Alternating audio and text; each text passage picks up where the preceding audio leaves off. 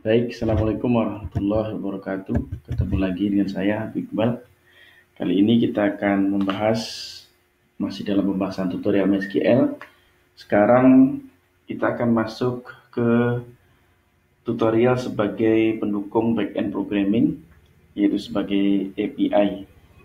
Apa sih API itu dan apa manfaatnya?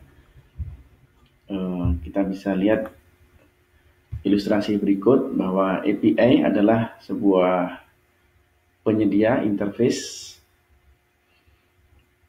yang bisa dimanfaatkan datanya untuk seluruh device atau banyak pengembang dari pihak luar.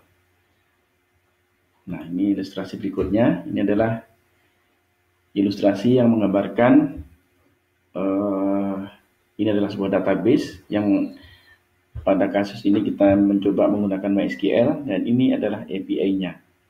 Nah, dengan API inilah database kita aman karena bekerja di belakang dari sebuah layanan API.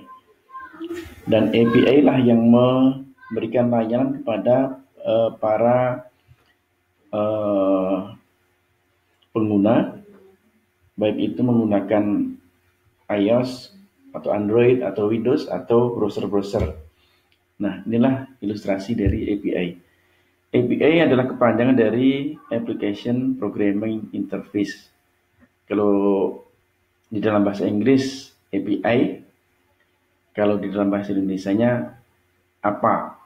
Karena kepanjangan dari API artinya di dalam bahasa Indonesia adalah aplikasi pemrograman antarmuka. Jadi kalau bahasa Inggrisnya API, bahasa Indonesianya adalah apa? Nah, API ini sebenarnya sebuah teknologi yang bisa digunakan atau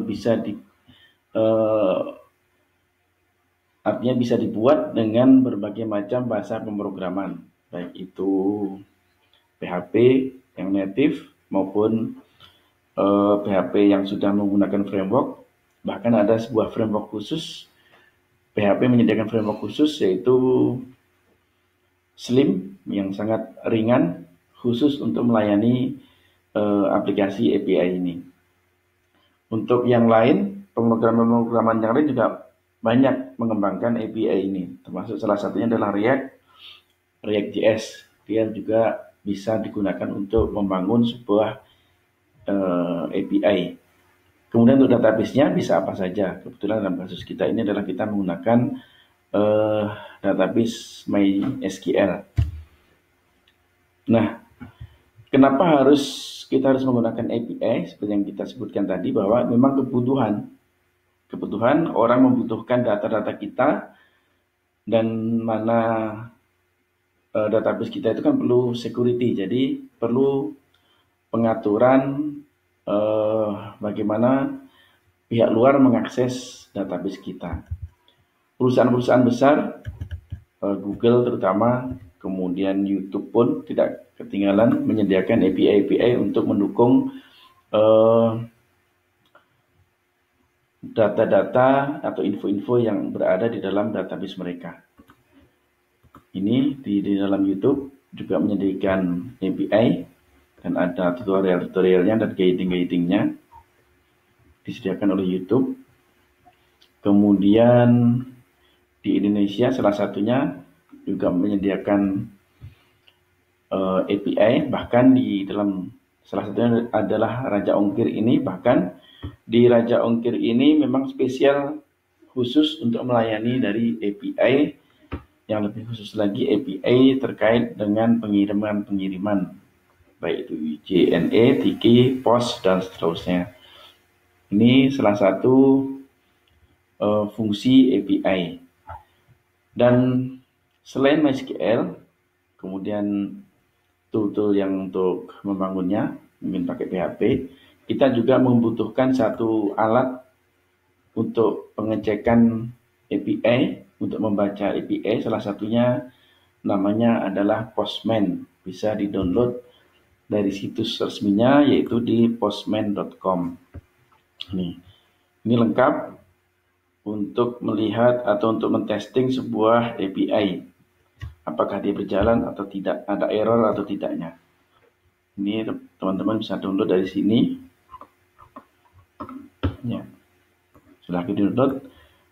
Dan kalau sudah di-download, tampilannya seperti ini. Saya sudah mendownload dan sudah menginstal. Nah, kita akan mencoba salah satu bagaimana cara mengakses API. Sebenarnya API bisa juga diakses langsung melalui website. Nah, seperti ini contohnya. Dan ada juga salah satu penyedia data, contoh-contoh API yang bisa teman-teman tes di halaman resminya, yaitu json-placeholder.typecode.com. Ini ada contoh-contoh API dan penggunaannya. Jadi kalau sekedar untuk mencoba testing, tidak usah membuat API dulu, sekedar untuk melihat-lihat contoh-contoh API-nya bisa dilihat di sini. Ada post, komen, album, dan lain-lainnya. Nah, kalau untuk membuka, tinggal diklik di halamannya, misalnya contoh post, kita pilih. Ya, inilah contoh post dari API yang disediakan oleh JSON Placeholder. Ya, ini contoh-contohnya. Kalau untuk membuka di Postman, tinggal kita copy saja URL-nya. Ya, kita copy di sini. Kita tekan tombol send, akan muncul data-data dari yang dihasilkan oleh API dari URL alamat yang kita copy tadi.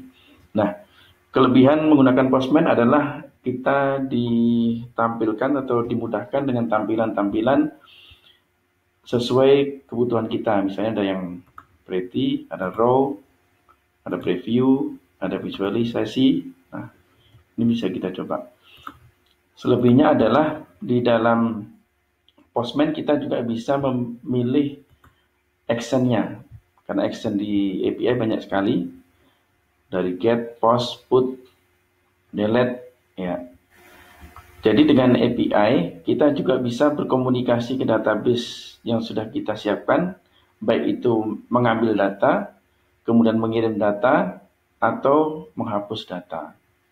Nah, ini kelebihan menggunakan Postman. Kalau di dalam website, di browser, kita tidak disediakan fasilitas-fasilitas itu. Ya, jadi untuk kita yang mau mencoba latihan membuat API, silahkan disiapkan dulu alat-alatnya, yaitu database MySQL. Kemudian alat berikutnya untuk membacanya adalah Postman. Ya, demikian.